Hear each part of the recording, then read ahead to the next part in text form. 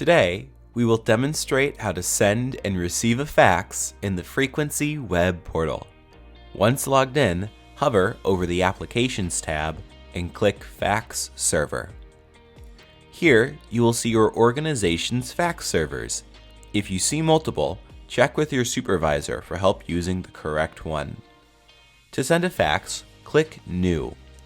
From here, it is optional to fill out the header, from, and to fields. Add the phone number you'd like to send the fax to, and upload the document. The resolution and page size can usually be kept as is. When you're ready, click Send. To find a fax you've already received, under Tools, click Inbox. From here, we can download the fax by clicking PDF in the View column.